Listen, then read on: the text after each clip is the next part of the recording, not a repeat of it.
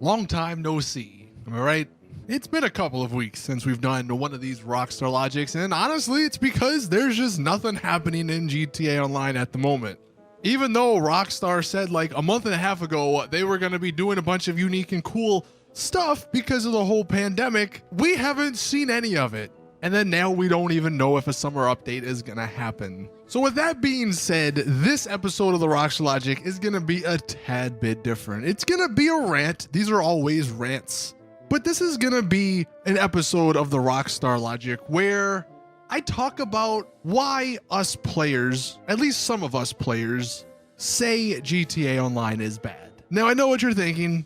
How can it be bad if you play it all the time? And it's a simple answer to that question, honestly. Because it's fun. At the very core of GTA Online, it is fun. But the exterior is what I'm going to be talking about mainly in this video. And honestly, who better than someone who has played the game since the very start to say why GTA Online is bad?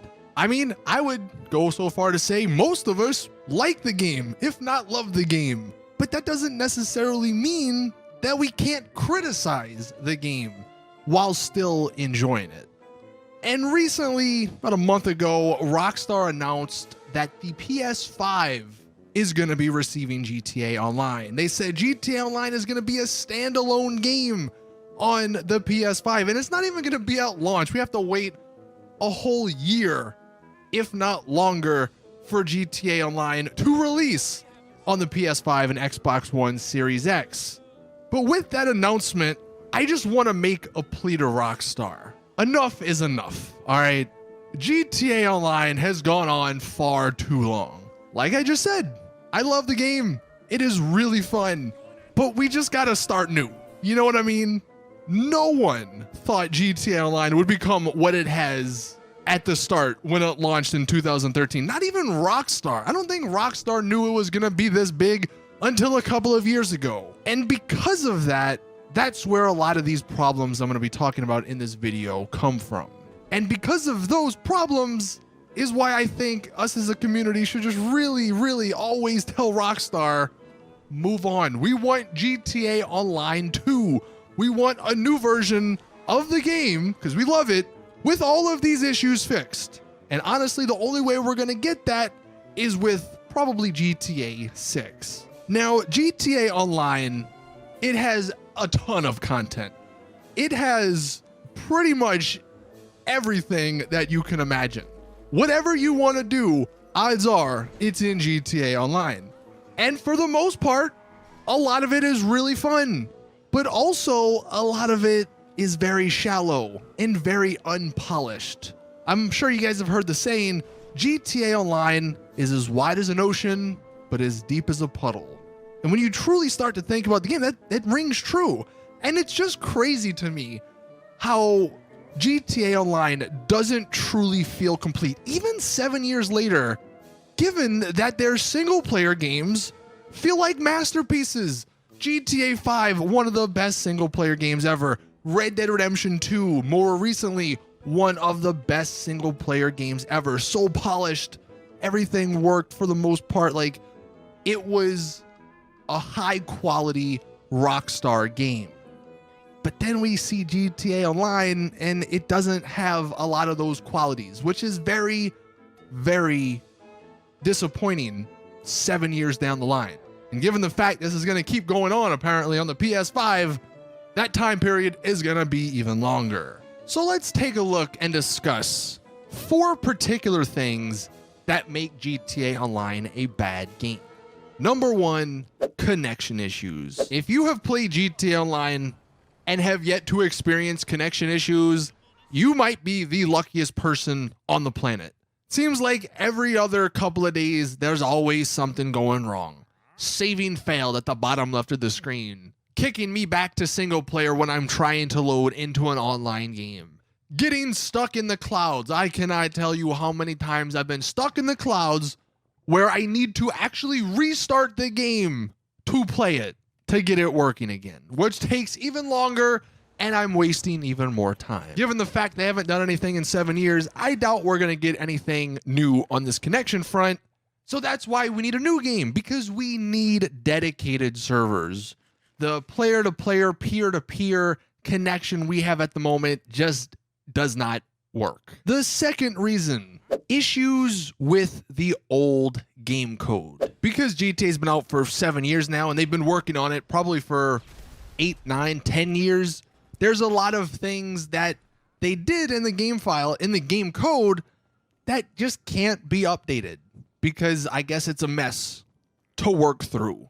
But regardless of the reason, Rockstar just literally will never go back and change things from earlier DLCs. They won't rebalance free mode missions. They won't rebalance payouts in the cases where it just desperately needs to be updated, like missions or even adversary modes.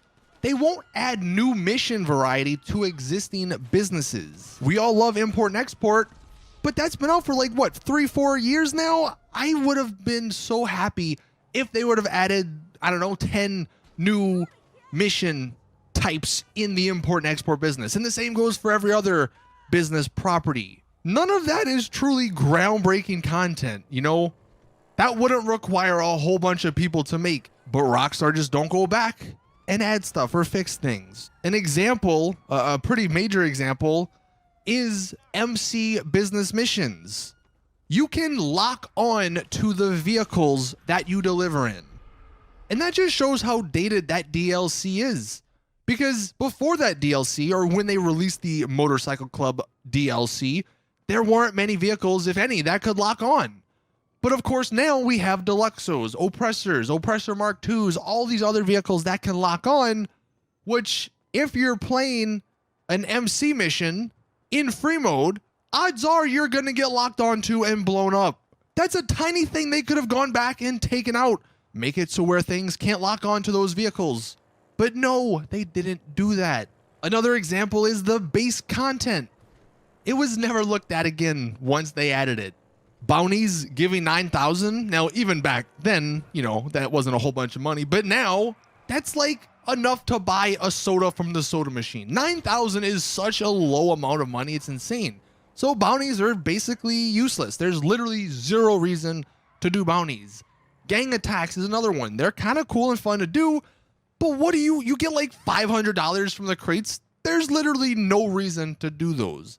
But if Rockstar, you know, would have updated some of that stuff, it would have been a lot more fun. The third problem, and this is probably the most important problem, the core problem of the game, money. How GTA Online is monetized is a very big problem, because it means that Rockstar have to constantly factor that in whenever they add new content, because they and Take-Two want people buying shark cards.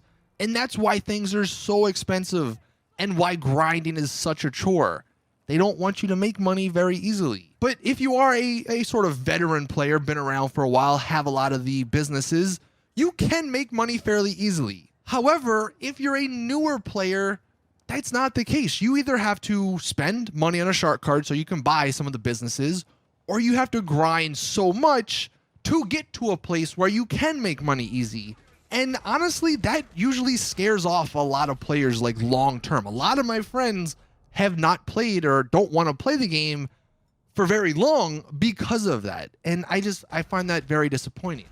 And if you think about it, the quote unquote meta for GTA Online, a multiplayer game, is to actually play solo by yourself. The best way to make money, because of all the other issues, is to literally force a solo public lobby. You have to do things outside of the game to basically make the game work maybe the way it should be. And if you do have friends that want to help out, helping out is basically a waste of your time. There is almost zero incentive to help one of your buddies if you're doing like a CEO mission or an MC mission, because the payouts, you don't even get paid. You get paid per hour, and it's like, what, $5,000 or some crazy low amount of money? Money also comes up when you talk about missions and adversary modes. Now, yeah, sure, there are so many of them, and a lot of them really aren't that fun, but the ones that are fun, nobody plays them because it's not worth it. They don't pay well. And I'm sure there will be someone who says in the comments, well, they can't make you get a lot of money, you know, very quickly, because if you had so much money, then you wouldn't play the game. And to an extent, you could be correct in that statement, but there's a lot of games where when you're the max sort of player, you still play because it's fun. You know, games like, I don't know, Call of Duty, Rainbow Six Siege, CSGO, those are some first-person shooters. Not exactly the same type of game as GTA Online, but still, in those games, you can unlock everything, but you still play because it's fun. Comparing it maybe to some MMOs, World of Warcraft, I don't know, Elder Scrolls Online, I don't know what other MMOs are out there, but a ton of people play those when they're max level because the gameplay is fun. So it shouldn't matter if you had everything, because if the gameplay was fun, then you would still be playing regardless. So it all comes back to money, because the only reason why Rockstar limit all these things is because they want people to buy shark cards. And then the fourth reason, this I guess maybe doesn't necessarily have to do with the game itself, but it's just Rockstar as a company. They have such a long way to go when it comes to communication. It is insane. I mean, they're running an online game with absolutely zero online presence. Look at any other game. Call of Duty, Fortnite, CSGO, Valorant, World of Warcraft. I don't know, the list can go on. So many of those games, if not all of them, have an active online presence, and their developers and the community managers and stuff, they all engage with the community. What has Rockstar done?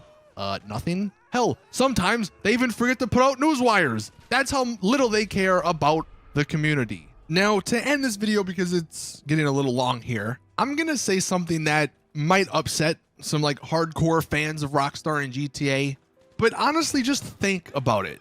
Truly think about it. Much of what passes for content in GTA Online isn't really that fun for most people. The reason you do that content and play that content is because that's the price to pay to be able to play in the sandbox that GTA Online offers. And that sandbox experience, that's what makes the game. That's what is so much fun. That is what truly no other game gives you. But to get to that sandbox, to unlock that sandbox, Rockstar just sort of designed GTA Online to be less fun than it really could be. Just recapping here, low payouts for most activities and missions, encouraging free mode business griefing in PvP, overpowered aimbotting AIs, especially in the Doomsday Heist. Some content, the AIs are stupid, but other ones, it's insane how good they are. Pretty much all of the new content, insanely overpriced. Constant NPC phone calls just to advertise you in-game. Missions that make you go across the entire map literally just to pad the time that you're playing the game. And cops that, when the few times you have some fun, the cops come in and just annoy you, and it ruins it. Not many other games tries to waste your time and kill your fun as much as GTA. And this is why I say GTA Online is a bad game. It's still fun. I'm still going to play it. But that's why we need GTA Online too, because I would hope Rockstar learned and they wouldn't make these mistakes, because they're relatively easy to fix, but I don't think we're going to get them fixed in GTA Online now. Let me know your thoughts in the comment section below. Thank you all for watching. As always, I'll see you guys in the next one.